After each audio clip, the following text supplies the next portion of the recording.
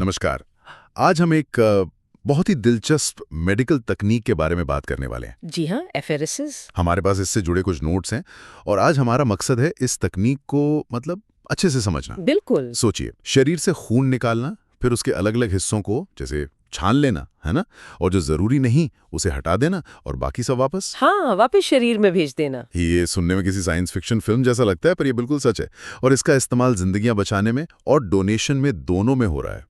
तो चलिए आज एफेरेसिस पर विस्तार से चर्चा करते हैं। Welcome to MLTFM education. यहाँ आपको मिलेगी मेडिकल लैबोरेटरी टेक्नोलॉजी की कंप्लीट नॉलेज, सिंपल और इजी वे में।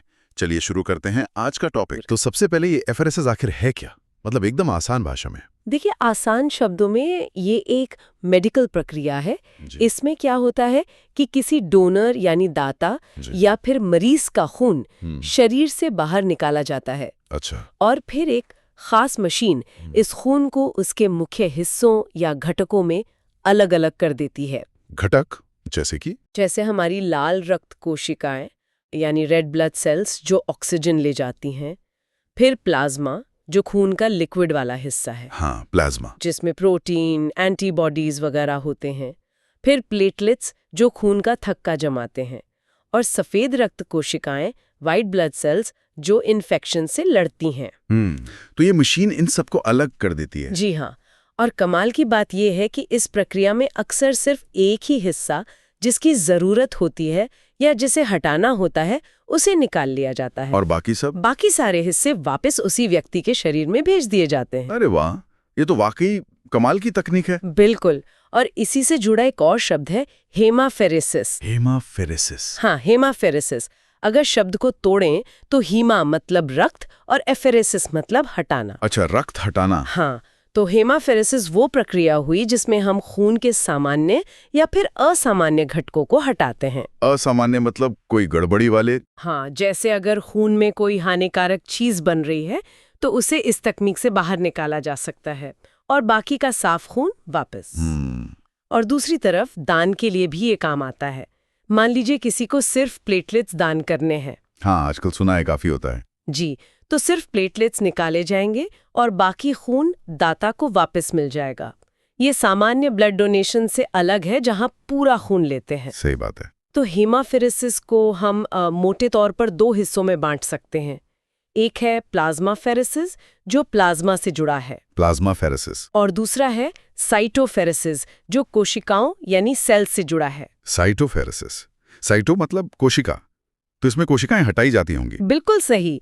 साइटोफेरेसिस में खून से खास तरह की कोशिकाओं को हटाया जाता है। पर कोशिकाएं तो कई तरह की होती हैं, लाल, सफेद, प्लेटलेट्स, तो इसके भी प्रकार होंगे? हाँ, बिल्कुल। साइटोफेरेसिस को हम मुख्य रूप से 3 प्रकारों में बांटते हैं, इस आधार पर कि कौन सी कोशिका हटाई जा रही है। अच्छा, कौन कौन से? पहला है एरिथ्रोफेरेसिस। इसमें लाल रक्त कोशिकाएं यानी एरिथ्रोसाइट्स हटाई जाती हैं। लाल कोशिकाएं? हाँ। ये कब करते हैं? ये उन स्थितियों में करते हैं जहां या तो लाल कोशिकाएं बहुत ज्यादा बन रही हों या उनमें कोई खराबी हो, जैसे सिकल सेल एनीमिया में। दूसरा है ल्यूकोफेरेसिस। इसमें सफेद रक्त कोशिकाएं ल्यूकोसाइट्स हटाई जाती हैं। सफेद कोशिकाएं? हाँ, जैसे कि कैंसर में। हाँ, जैसे कुछ तरह के ल्यूकीमिया में, जहां सफेद कोशिकाएं जरूरत से ज्यादा बढ़ जाती हैं और खून को गाढ़ा बना सकती हैं। और तीसरा है थ्रोम्बोफेरेसिस। इसमें प्लेटलेट्स यानी थ्रोम्बोसाइट्स को हटाया जाता है। प्लेटलेट्स? ये कब? जब बहुत ज्यादा हो जाएं? जी हाँ, जब प्लेटलेट्स की संख्या खतरनाक स्तर तक बढ़ जाए और खून के थक्के जमने का खतरा हो। तो ये तीनों बहुत खास तरह की कोशिकाओं को टारगेट करते हैं। ये तो बहुत ही स्पेसिफिक तरीका हुआ इलाज का, जिस कोशिका से दिक्कत है सीधे उसी को हटा दिया। कमाल है। अब जरा दूसरे प्रकार पर आते हैं, प्लाज्मा फेरेसिस। हाँ, प्लाज्मा फेरेसिस। इसमें प्लाज्मा हटाया जाता है, नाम से ही लग रहा है, लेकिन सिर्फ प्लाज्मा हटाने से क्या होता है? उसका क्या फायदा? ये बहुत अच्छा सवाल है। प्लाज्मा फेरेसिस में, जैसा आपने कहा, खून निकालते हैं, प्लाज्मा को कोशिकाओं से अलग करते हैं और फिर कोशिकाओं को वापस शरीर में भेज देते हैं। ठीक है। अब सवाल कि प्लाज्मा क्यों हटाएं?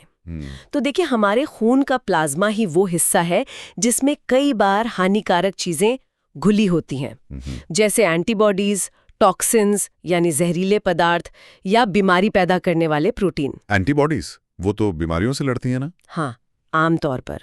लेकिन कई ऑटो इम्यून बीमारियों में, जैसे माइस्थेनिया ग्रेविस या गुइलेन-बेरे सिंड्रोम, शरीर की अपनी ही इम्यून सिस्टम गलती से अपने ही अंगों पर हमला करने वाले हानिकारक एंटीबॉडीज बनाने लगती है। अरे मतलब अपनी ही सेना बागी हो गई। बिल्कुल। तो प्लाज्माफेरेसिस सीधे इन बागी एंटीबॉडीज को ही खून से बाहर निकाल देता है। इससे मरीज को फौरन राहत मिल सकती है। अच्छा, ये दवा देने से अलग है, ये सीधे जड़ पे काम करता है। हाँ, ये हानिकारक पदार्थों को ही हटा देता है।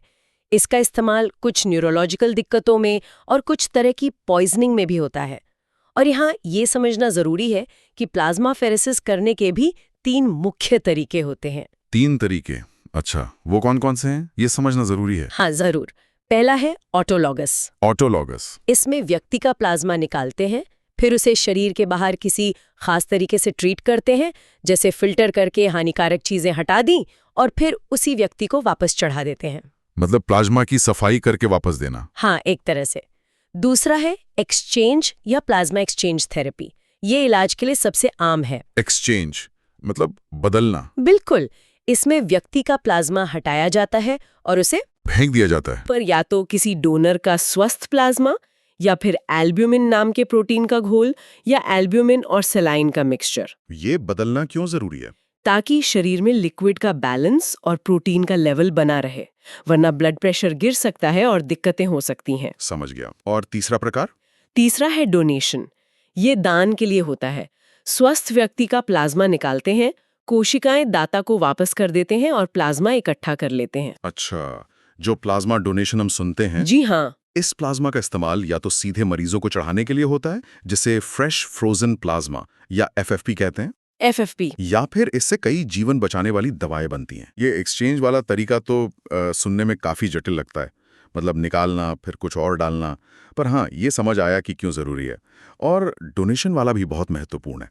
जरा इस प्लाज्मा डोनेशन प्रक्रिया के बारे में थोड़ा और बताएं। ये नॉर्मल ब्लड डोनेशन से कैसे अलग है? हाँ, प्लाज्मा दान प्रक्रिया थोड़ी अलग होती है और इसमें समय भी ज्यादा लगता है। खून निकालते तो हैं, पर वो सीधे बैग में नहीं जाता। तो कहाँ जाता है? वो एक खास मशीन में जाता है, एफेरेसिस मशीन या सेपरेटर। ये मशीन खून को तेजी से घुमाती है, सेंट्रीफ्यूज की तरह। अच्छा। इससे भारी कोशिकाएं नीचे बैठ जाती हैं और हल्का प्लाज्मा ऊपर रह जाता है।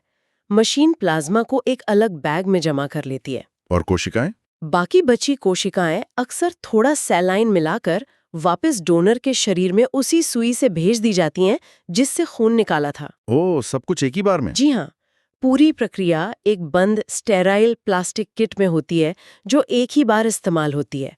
इन्फेक्शन का खतरा नहीं। और खून जमता नहीं मशीन में? उसके लिए खून में लगातार एक एंटीकोआगुलेंट मतलब थक्का रोधी मिलाया जाता है, आमतौर पर साइट्रेट। अच्छा, साइट्रेट।